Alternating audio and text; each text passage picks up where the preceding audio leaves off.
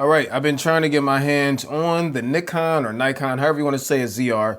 And I finally have one. I've had it for, I don't know, maybe about 2 weeks. And in this video, I want to talk about some of my first impressions, some of my thoughts and opinions on it after using it. And yeah, let's get into it. Let's go. What's up, y'all? It's Tyson here, Warford. I'm back for another video. Hope you're having a fantastic day so far. And remember, please, to be thankful for your freaking life today, because you didn't have to have it. A few housekeeping items before we get started. Number one, didn't script this video, so I'm probably gonna mess up. I do have some bullet points. But number two, this video is not sponsored by Nikon. They're not paying me to make this video or anything like that. However, we do have a sponsor, and that is Artlist. I'll tell you about them in a little bit. And you could actually win $60,000. So make sure that you stick around to find out about that. But the last thing I wanna say is, yo, I am not like a professional cinematographer, okay? Let me just set the precedence right now. Some of y'all be coming in my comments, oh, you're not out really in the world shooting real stuff. Like, okay, like I never said I was. I'm just a guy who loves cameras. I shoot all of my YouTube content. I like taking pictures and videos of cars and bikes. And I shoot a lot of sports, okay? Mainly for my kids. So now you have the scope of what I use these cameras for. When the Nikon ZR got announced, I was really excited about it, especially at the price point of $2,220. What am I talking about? $2,200 freaking dollars, okay? I don't know if I'm gonna buy one yet. I'm just throwing it out there. But my primary cameras right now are the Lumix S1R Mark II. I'm using the Lumix S1 Mark II over there. And I'm using the Lumix S9 up there. And for photography, I'm using the RX1R Mark III, which I've made a bunch of videos on. And also my, Nikon ZF, which I also absolutely love. I have other cameras too, but these are the ones I'm primarily using right now, as well as my Osmo Pocket 3 and this extra Auto, which I did just drop a video on. If you want to check that out, make sure you watch the video at the end of this video. But I'm saying all those to say, some of these features that I'm currently using, I'm being spoiled by, I'm being honest with you. But there are some things that this camera is missing for me that are making it like difficult to make a decision on if I want to buy one or not. And then lastly, Nikon did just drop a firmware update on this camera that added a few features, but it's not the major update a lot of us were hoping for. I think we're probably still going to get that. And some of the critiques I have of this camera, knowing Nikon, will probably be fixed in firmware. Now, I do want to talk about the body and how it's been to hold it and using it, things like that. Some things I like, some things I don't like. And mind you, I used to have a Sony FX3 and I had a ZV E1, which are both like similar styles to this, right? So just keep that in mind. I'm going to say the first thing that jumps out at me is the lack of a grip, because this is not a small camera. It might look small on the freaking screen, but this bad boy is pretty wide and it's also pretty thick, and it does not really have a grip for you to hold on to. Now, with smaller lenses, like if I grab this 35mm f1.4, which is a fantastic lens, by the way, I always get jammed up because Nikon lenses go on counterclockwise instead of clockwise. But like, it's not a big deal with this lens because this lens isn't big. But if I were to slap on, hold on, this adapted Tamron 35-150, which is one slammer of a lens, now you kind of see, and I know you could get a bigger grip for this, but in my opinion, this should have had like a chunkier grip right here. You do for sure notice it trying to hold this camera after long periods. And then honestly, I end up holding it by the lens anyways, just because the grip is not adequate. Build quality wise though, I mean, it feels like a $2,200 camera. It doesn't feel cheap, doesn't feel premium. It just kind of is what it is. One thing that really bugs me about this camera is the freaking on and off button. I mean, every other camera that I have and that I've used in the last umpteen years has an on and off switch. Even the FX3 has a little switch on the back of it to turn it on and off.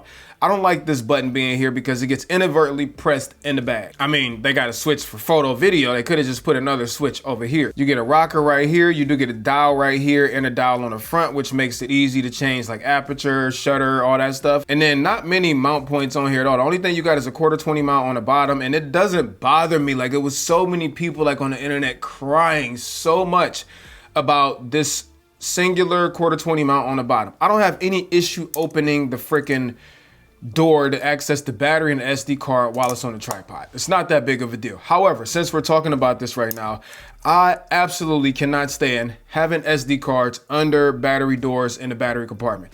Same thing I say on all cameras that have it. No, Put it on the freaking side where all the other cameras have it. I didn't like this on the ZR. I don't like it on the RX1R Mark III. Put the freaking SD cards and CF Express cards on the side of the camera. Now, you probably want to know how to win that $60,000 that I told you about at the beginning of this video, right? Well, I talk about Artlist every single video. This video is no different. Make sure that you go check it out because they have everything that you need as a creator, including all of the latest and greatest AI image and video generation models out there. And they just launched AI Toolkit, which makes using all of that stuff easy. Well, the big game that just happened about a week ago, if you wanted to get a commercial on that, typically it takes months and months of planning, money, execution, approvals, all of that stuff, right? Well, Artlist managed to make an ad for the big game in 5 days. Stuff that usually takes months, they did it in 5 days using only AI Toolkit. And this is where you have a chance, if you've never messed around with AI before or you want to mess around with AI, to go on there and create your own big game ad. So the only thing you got to do is go to artlist.io and you're going to create your own big game ad. And you know what? Make it fun, make it saucy, make it jam-packed to action-packed,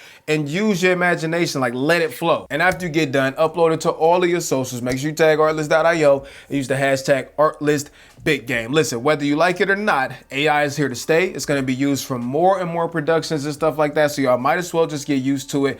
It is what it is. And now you have a chance to use it yourself, create a big game ad, and a chance to win $60,000. But I need my cut when you get it. So go enter, and thank you to Artlist for partnering with me on today's video. The other gripe I have is the fact that this is micro HDMI. I don't know who was in charge of making this decision, but they ought to be. I cannot stand micro HDMIs to a point where I won't even use it because it's so finicky. As soon as you move it a little bit, then it disconnects. And honestly, it's the reason why in this video, I usually will use my Axiom monitor to like record the screen and all that stuff. I just didn't want to deal with that. So I'm sorry if I don't have like overlays showing autofocus, stuff like that working. But micro HDMI, please don't ever put this into another camera, Nikon. Now, moving on to the most exciting thing when it comes to body about this camera is this 4-inch rear display. Yo, if you have never used one of these, you don't understand how much of a difference this makes in using the camera. A few thoughts that immediately come to mind. Number one, some of y'all are gonna be like, well, it should have had a 4-way articulating screen. And yes, after I've used cameras like, you know, the S1R Mark II, I got a Sony a7R5 in there, S1 Mark II, that have the 4-way articulating screens, yes, it absolutely makes a huge difference. However, if I had to choose one, would I rather take a fully articulating screen or a huge 4-inch screen already built into the camera that's freaking bright? I can see it in the sun with no problem. It's very, very responsive, color accurate, fast. Which one of those would I rather have? And I think my choice, I mean, obviously if I could get a fully articulating version of this, that would be great. But if I had to choose between both of them, I would probably choose this 4-inch display on the Nikon ZR because it totally makes using this camera enjoyable. The menus on here and the screen feel very, very smartphone-like in the way that you use it. I mean, operation is super fluid.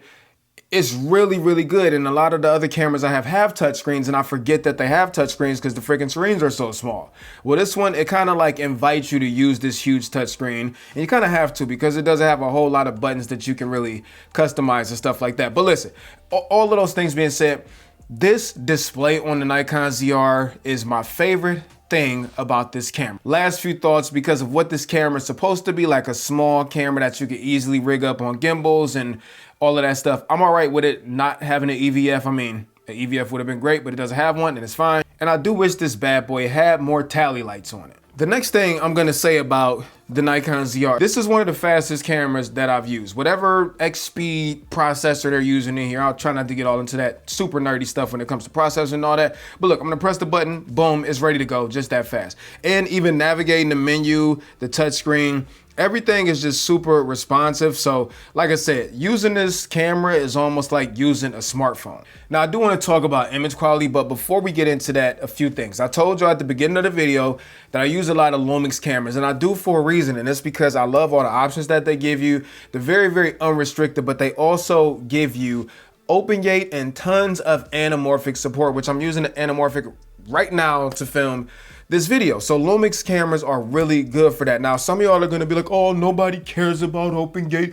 Oh, just back up a foot. All of y'all need to relax, okay? Once you've used the camera with open gate and anamorphic options, it's hard to go back to a camera that doesn't have those things. Now, could I use this camera without it having open gate or anamorphic options? Absolutely. We're artists, we're tech heads, we can make anything work, and this camera is no different. But it would have been great to get that stuff on the Nikon ZR. Now, if this is anything like Nikon's other cameras, we know that they listen to the community, and the community has spoken. Like, people, whether you agree with them or not, they want open gate, they want anamorphic options. So hopefully Nikon will address that in a firmware update moving forward. Now, when it comes to actual image quality, I'm gonna say a lot of y'all need to shut up. I'm gonna just be honest. Listen, I know that this camera does not have the absolute greatest H.265. All right, I'm acknowledging that. If you really want to see this in action, Philip Bloom made a video on this showing the noise reduction being applied to H.264 and H.265. And yes,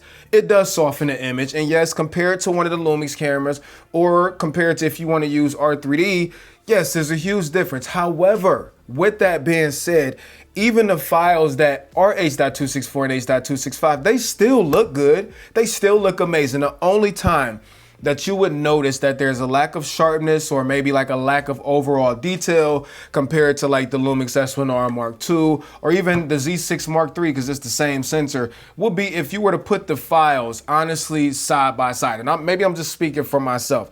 For me, I don't mind that the H.265 out this camera isn't as sharp as some of the other cameras that I use, or as sharp as the R3D out this camera. And that's just my personal opinion. Now, I don't want to negate anybody else's needs or wants, because everybody's use cases are different. Some people are shooting pro work and they do want that absolute crispness and clarity out of H.265, but I'm just not that, I don't really care that much. Like, the video files out of this camera have a ton of dynamic range.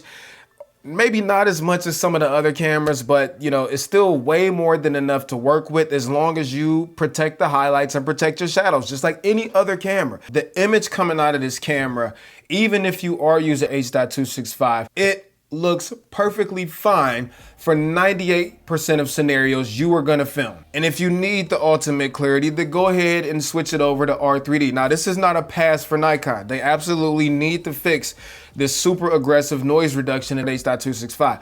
The point I'm trying to make is the camera's still fantastic and the image is still fantastic even with that. Just keep in mind that if you want to use these RAW codecs like R3D and ProRes RAW and NRAW, the files are freaking massive, bro. Like, you're gonna rip through storage using those. I mean, the juice is worth the squeeze, especially with R3D. But just keep in mind that those file sizes are huge. Also, one thing that I was not expecting with this is it's actually a fantastic photo camera. Now, it doesn't have a mechanical shutter, okay? But it does have that same semi-stack sensor from the Z6 Mark III. So you're not gonna notice really any rolling shutter. Even if you use this for photos, although there's not a mechanical shutter, it still rips up to a 16,000th of a second maximum shutter speed, and also 20 frames per second. And because the sensor's so fast, you're not gonna see things like the basketball warping and stuff like that. So I wasn't expecting this to be a good photo camera, but turns out it actually is pretty competent. Now, a few other things before I talk about autofocus is, can't forget about built-in 32-bit float. At this point, this should absolutely be a freaking standard across all cameras. Having built-in 32-bit float is amazing. And number two, the built-in microphones are actually really solid coming out of this camera. The other thing I really appreciate real quick is the dual base ISOs of 800 and 6400, which is especially useful for me when I'm in these gyms that are a little darker and kind of lit pretty poorly. Switching over to 6400 to get that cleaner channel, W. Now, I do want to touch quickly on autofocus, and I'm going to say this. All of these modern cameras, the ZR, the Lumix cameras, the ZF, all of these cameras are way more than good enough for majority of things that you need to film or take photographs of. However, when it comes to sports with multiple people, Sony still reigns supreme. I don't know how Sony does it or what they do differently from everybody else, but the Sony cameras, I don't have to do a lot to get them to give me the results that I want. The ZR is just fine. It has subject tracking and automatic subject detection and all that stuff. And the autofocus is very, very sticky, and it works great for most scenarios. However, when you put it into a situation like basketball, where you got players running back and forth and you're trying to stay locked on one person for whatever reason, no matter what settings you change in the autofocus menu, same thing with Lumix. They just don't seem as confident or as sure of themselves like Sony cameras do. I find that it frequently like switches back and forth to players when I don't want it to. All I'm saying is the ZR is way more than good enough for 98% of the time with autofocus. However, in my experience using it for kids basketball, I still prefer Sony hands down. Oh, I lied. One other thing. Okay, so these take the same batteries, which is good. So if you have any other newer Nikon cameras, all the batteries, you can just swap them. Right now, when it comes to actual battery life, I mean, it's fair. It's not like a Sony a7 IV, which is the king of battery life for mirrorless cameras, but I think it's for sure better than the Lumix cameras, because these cameras, the battery, it just literally chews them up for lunch.